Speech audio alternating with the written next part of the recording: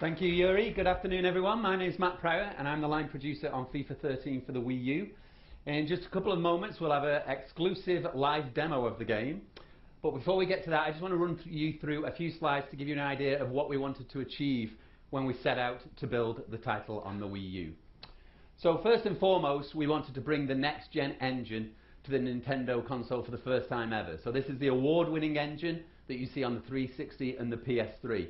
We have made the best FIFA game ever on the Nintendo.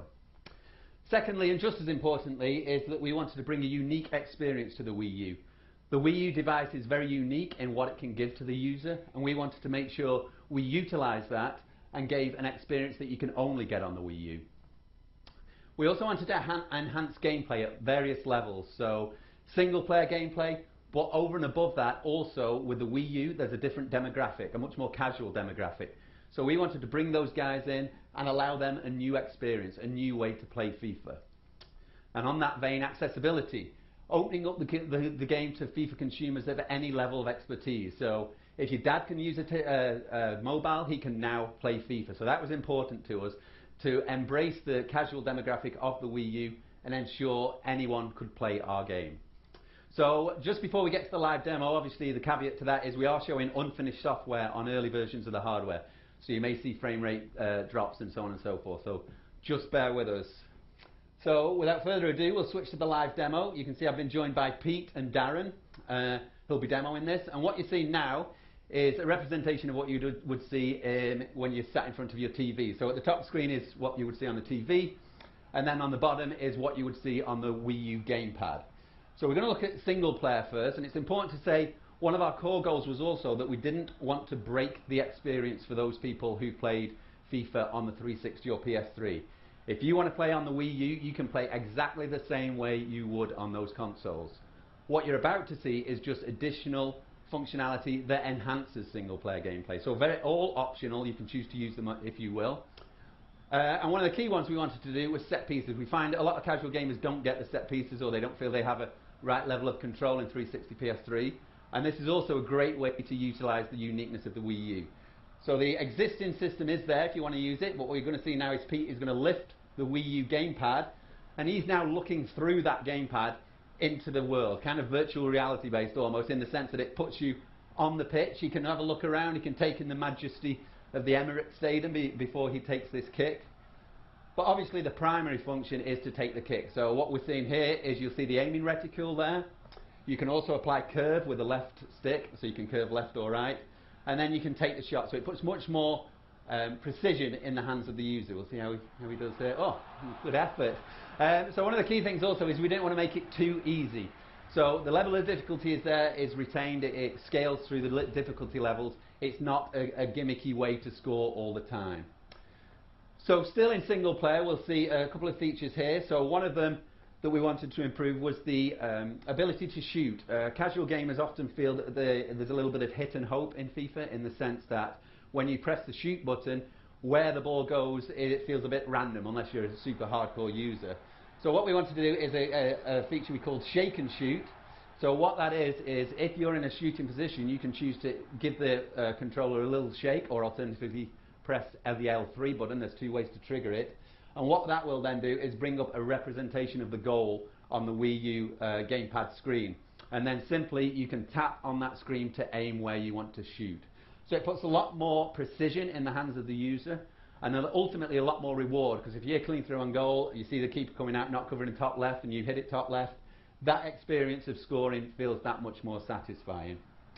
Also in single player, we've also got touchscreen passing. So if Pete gets the ball here, what you'll see is he's able to tap the Wii U gamepad screen and literally pass anywhere on the pitch. You'll see a little icon appear on the screen, and that's where he's passed. So now you're no longer kind of shackled to the analog stick in terms of getting it feathered to the perfect position. You can literally pass anywhere on the pitch with as much precision as you want. So set pieces, passing and shooting, all revolutionary change for the Wii U if you choose to want to use them. So core elements of gameplay. So we're now just going to switch over to manager mode, and we'll take a look at some of the other functionality on the gamepad. So you'll have probably seen on the right hand side of the gamepad there, you'll see a number of tabs. So we've got a tab system on it. And this really allows us to show multiple levels of information and allow the users to pick and choose what they want to show. So we've just seen the Gamepad tab. We're now going to go on to the Manager Central tab. So this is kind of for the more casual. So if you can imagine your dad sat there analysing the play as it goes on. It's got a much more interactive and intuitive radar, so you can see the players are now identified with names rather than just colours. So you can see exactly where everyone is. It's also got stats down the right hand side there, so you can see what's going on in the game.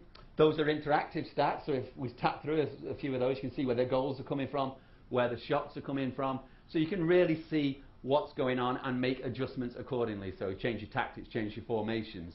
You can also tap on any player on the field, whether it be your team or your opponent. So we're playing Arsenal here, so we can maybe tap on Van Persie and see his stats. And the stats will just show up on the right hand side. We just bring up the player stat. Okay, so the player stats is not triggering right now, so that's one of the caveats we spoke of. So what you will see is the player stats down the right hand side. You'll see all his shots, his speed, his match rating. So you can really analyse exactly what's going on in the game. It gives you a window onto statistics like never before, all while the game is playing. So we'll now go on to the next tab. So this is the Substitutions tab. So all this functionality is obviously available in 360 PS3, but what you currently have to do is pause the game to make these changes, and what it creates is a much more interrupted flow. So now all of this is able to do on the fly, in real time. So a game of FIFA in Wii U is a much more flowing, immersive experience as a result. So what we're going to look at here is the substitution. So two of the key motivators when you're making a substitution is obviously how well a player is playing and how tired he is. So if we have a look at John Terry there, 5.1 out of 10, not having the best of games, and he's quite tired. So we may just simply tap on him, tap the player you want. Ivanovic, you'll swap him in. You get the stat comparison in the top there, so you can see, compare pace, shooting, so on and so forth, and just tap the arrows to make the change. Very simple, very intuitive, and there it happens. Next tab down, we have formations, so you can change your formations on the fly. Again, you don't need to go into the pause menu to do any of this.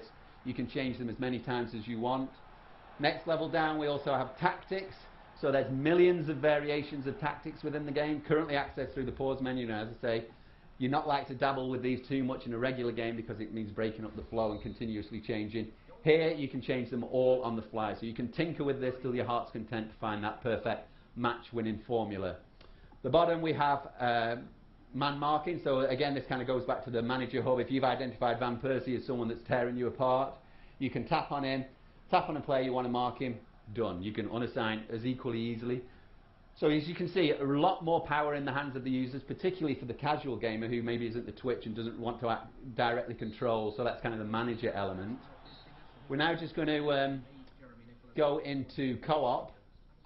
Okay, the match has just ended there. You can see you get a manager rating at the end of it, so we just restart. One of the other features we have is co-op. So this is really the social element. This is where we want kind of families to play together. Maybe dad wanted to play FIFA but always a bit scared off because of the kind of dexterity required to do that. This really allows a much more social experience and kind of people can play together irrespective of their levels of gaming. So we can go to the manager tab and you can see now you can send players on runs. You can see Peter's sending players on runs. He's just send check on a somewhat kamikaze run there, sending the goalkeeper up the screen, which is not advised, but it does give you an idea of what you can now do. Passive control of every single player on the pitch. So you can imagine Dad sat on the sofa sending these players on runs, and what it does create is a really fun experience. We had a lot of fun testing this. You know, you sat in the same room, you're shouting at each other as you send these players on the runs, and up to 4 other people can play on the same team. So a very immersive and very fun experience, and one that you just can't get on the other consoles. So that kind of harks back to our idea that we wanted to create a very unique experience that you just can't get anywhere else. And I think we've done that. We're very proud of the game we made. We are in the hands-on area later, so for those of you here, feel free to drop by and we can go through this in a lot more detail. This was a very whirlwind tour of the Wii U. For those at home, just to let you know, we will be a Wii U launch title. So when the Wii U comes out, you'll be able to get your fix of FIFA on day one. So thank you very much for your time. As I say, drop by please, and we'll be able to show you in more detail. For now, I will hand over to Nick Vish, Vice President of Global media on social.